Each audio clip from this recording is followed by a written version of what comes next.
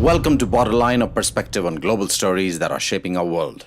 In today's episode, we'll discuss the recent developments taking place in the United States over the controversy around abortion. We will focus on the so-called heartbeat bills that are being passed in different states, restricting access to safe abortion for women across the country. We ask today, is America at war with its own women? The recent signing ceremony of the fetal heartbeat bill in Georgia, United States, has brought this whole debate to center stage. The bill is all set to come to effect starting 2020 and restricts abortions to 6 weeks, a time when most women do not even know they are pregnant. The bill is part of a multitude of bills being passed across the United States. These bills are being seen by many as violative of the Supreme Court opinion in Roe v. Wade, which was a historic decision that allowed women to access abortion up to 24 weeks of pregnancy. The fetus until 24 weeks is not considered viable to survive outside the womb. Similar heartbeat bills are work in progress in 10 other states. The Georgia bill is a big departure from the past. The anti-abortion bill says a fetus is a natural person and human being once a heartbeat is detected. Is this true? We asked Dr. Geeta Khare, practicing in the United States, to weigh in. Well, if you look at the medical literature, textbooks, etc., typically a fetus in utero at that young of a stage is differentiated from being a baby. And I gave this a lot of thought. There was a time that I was idealistic about believing that doctors or scientists in general had full agency over scientific decision making. But time and experience has made me cynical about this. It's been my experience that often scientific concerns are overridden by political or business paradigms. Sadly, I feel that evidence-based or scientific evaluation often just doesn't matter. This is true for many areas. It's true in the areas of reproductive health, mental health, safety, hygiene, stewardship of healthcare resources, vaccines, to name a few. If you consider even complementary and alternative medicine approaches, not everyone applies evidence-based standards to medical decision-making. So in the end, it's up to society to decide as a whole how we are going to make these decisions, whether it's at the municipal, state, federal, or international level. The issue is not just science. It is about the ethics that a society wants to attach to the idea of a fetus. It allows states to investigate women who miscarry and punishes doctors who violate these provisions to up to 99 years in prison. Women in the US have a strong opinion on this. Claire Fraser, a pharmacy student from Florida, spoke up about the issue.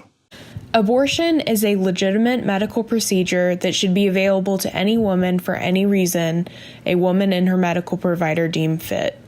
The only thing legally limiting abortions will accomplish will be limiting the access to safe abortions. A fetus is a bunch of cells, not a human being. A woman seeking to end a pregnancy for any reason is a human being. I am a woman in the South, and I find it sickening that a group of politicians with no medical training, and most of them don't even have a uterus, can make rules to restrict access to valid medical care. Nandini Kishore, an aerospace engineer from Washington, slammed the legislative move. As a female U.S. citizen, I have grown up around the debate of pro-life and pro-choice, which I do understand to be very controversial. I personally think that each situation is unique, and a woman knows her body, her mind, and her life best. She should have full authority to take control and do what makes her feel safe and in control. 99 years in jail is essentially a lifetime in prison for assisting women in merely practicing her right to her own body. Laws should be made to help better society. In this case, it just seems like they're being made to control women instead of helping the situation. As you can see, the bill has caused much outrage. Now, Georgia is not the only state. If you begin comparing it to other states, even Georgia begins looking good. Georgia's law may be quite regressive, but it left room for victims of rape and incest. But Alabama's law has shut its door on young women. They passed the most restrictive abortion bill in their Senate today.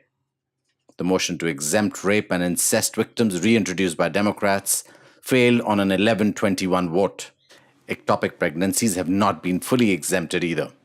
Speaking on the Senate floor, Republicans have proposed a window of time between conception and when a woman knows she is pregnant, which these men think is 7 to 10 days, displaying their stumping ignorance. I asked Geetika and Anandi, my colleagues at DNL, to weigh in as young women on what they feel about the current scenario in the United States. So, Geetika, if I was to ask you, what would happen to a woman, let's say a young girl who gets raped by a man in the United States with this current bill? You've analyzed what's been going on. Yeah, so recently, if you must be knowing, this is a very popular news story. 11-year-old child in Ohio had been impregnated by a 26-year-old man, much as what you were saying. So if such bills actually come into effect, then what is actually going to happen is that children like these will be forced to carry their babies to term. And the physical and mental trauma that they will have to go through is going to be unparalleled and extremely cruel. Anandi, what's your opinion as a woman in terms of, does a woman know by 6 weeks that you're pregnant? I think it would be extremely unfair on the woman itself, because there are times when the woman herself is not aware of the fact that she is pregnant. Making such rules is basically forcing her to give birth to a child who is probably not ready to, be part of this world right now. She herself is not ready to be a mother at this point of time. So it's kind of forcing it that you need to have this baby. So it is completely unfair. So looking at the reaction of other women around the world who want to look at this and look at the United States law and say, is this really a fair rule? Does the woman not have control on her own body? I think that's what we're looking at. And the United States will have to kind of weigh in. I understand that there is a Republican government, and they certainly promised, the conservatives promised that they are going to, wipe clean abortion from their system as much as they can. But at the same time, I think there are a lot of people in the United States who are not willing to go along. Now, many in the United States thought that this debate had been settled long back when the Supreme Court passed its landmark judgment.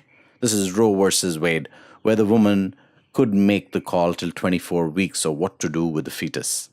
So what has happened in the recent past that has encouraged so many conservative states to go ahead and pass bills that are almost certain to be challenged in the Supreme Court? Well, there seems to be really two reasons behind it. One is the rise in Republican conservatism after 2016 elections, where controversial President Donald J. Trump was elected, along with his aide, Vice President Mike Pence, a long-time pro-life, as they call him, or women are slaves, as it should be called. It seems that after the election, many are emboldened to challenge what is already an established principle in American democracy, a woman's right to bodily autonomy. The rise of Trump also comes in another added support structure for the conservatives, what seems like a friendlier Supreme Court, after the appointment of another controversial figure, Justice Brett Kavanaugh. He is anti-abortion. He said that in the past. And he was accused for sexual harassment by Dr. Christine Blasey Ford. Well, we all saw this debate unfold in front of television cameras, and it became pretty ugly. Well, we saw the whole debate globally of Justice Brett Kavanaugh becoming a part of the Supreme Court of the United States. And it certainly set everybody's eyes on why Donald J. Trump was backing Kavanaugh so vehemently. It seems that these almost absolute ban bills are being passed in order to be challenged and taken to the court in the hopes of overturning Roe versus Wade. Democrat states, on the other hand, are trying to protect these rights as much as they can by including abortion as a right in their respective state constitutions. America today seems to be polarized to two extremes, and at the heart of this debate lies the core issue of women's welfare, where religiously devout countries like Ireland are taking a U-turn on their abortion stance, but America seems to be going back many years in time. The world community is waiting with bated breath to see what will happen once these bills are challenged and taken to court. Until then, we can only speculate. This is Borderline. Please watch out for our podcast as we keep bringing you updates and global stories that impact you. You may live anywhere, but each of these stories impact you sooner or later. And also don't forget to subscribe to DNL and our podcast channels. Thanks for listening. Goodbye and good luck.